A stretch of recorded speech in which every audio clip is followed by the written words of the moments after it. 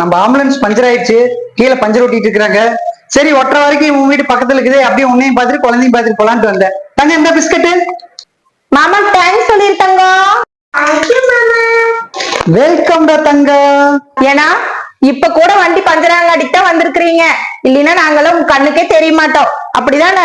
என்னமா பண்றது, எங்க வேலை அப்படி. திடீர்னு யாராவது நல்லாலேன்னு கூப்பிடுவாங்க, திடீர்னு யாராவது செத்து போயிட்டான்னு கூப்பிடுவாங்க. எந்த நேரமும் போறதுக்கு நாங்க தயாரா இருக்கணுமா? சொல்லுங்கண்ணா, ரெடி ஆயிடுச்சுங்களா? இது என்ன உடனே வரேன். சரிங்கண்ணா. சரிம்மா, வண்டி ரெடி ஆயிடுச்சாமா, நான் கிளம்புறேன். என்னன்னா வந்தோடனே கிளம்புறீங்க? இன்னொரு நாள் கண்டிப்பா வர்றேம்மா. ஆனா அடுத்த முறை வரும்போது நீங்க கண்டிப்பா சாப்பிட்டுதான் போகணும். இந்த மாதிரி அவசரப்பட்டு போக கூடாது, சரிங்களா? கண்டிப்பா வர்றேம்மா. கொண்டாங்க பிஸ்கட்ட. இத நம்ம சாப்பிடக்கூடாது, சாப்பிட்டா நமக்கு சீக்கு வந்துரு, புரியுதா? சட்டை கழட்டு, போய் குளிச்சுட்டு வரலாம். அம்மா இப்பதானே குளிச்சேன், மறுபடியும் எதுக்குமா குளிக்க? அந்த மாமா தினம் 4 சீக்காளி பாக்குறாங்க, 4 பொணத்தை தூக்குறாங்க. அவங்க தொட்ட எதையுமே நம்ம தொடக்கூடாது. நீ போய் பிஸ்கட் சாப்பிடுற. சாமி வந்துட்டேன். நீ போய் குளி. அம்மா போய் இந்த சேரை டெட்டால் போட்டு கழுவிட்டு இந்த பிஸ்கட்டி டம்ளரையும் குப்பையில வீசிட்டு வர, சரியா? சாவி வேற எங்கேயோ விட்டுட்டு போயிட்டாங்க. அவங்களா தெரிஞ்சுக்கணும் இப்படி வீட்டுக்குள்ள எல்லாம் வரக்கூடாதுன்னு. இன்னைக்கு வேற கோயிலுக்கு போயிட்டு வந்த, மறுபடியும் வலிக்கிற மாதிரி ஆயிடுச்சு. சாரி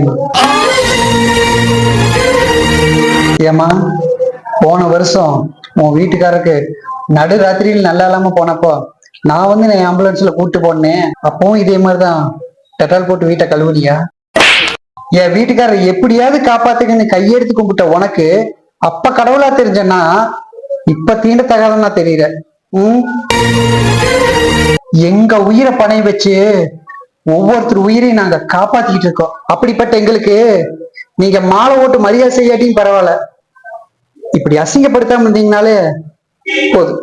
இப்ப நீ உன் குழந்தைகிட்ட சொன்னியே, தினம் 4 சீக்காளியை தூக்குறாங்க, 4 பணத்தை தூக்குறாங்க அப்படின்னு. இந்த குழந்தை மனசுல அஞ்சா விதைக்காம இவங்கெல்லாம் 4 உயிரை காப்பாத்துறாங்க அப்படின்னு சொல்லி நல்லதை விதைங்க. என்ன மாதிரி ஒரு ஆம்புலன்ஸ் டிரைவரு ஒருத்தர் உயிருக்காக போராடிட்டு இருந்தாரு.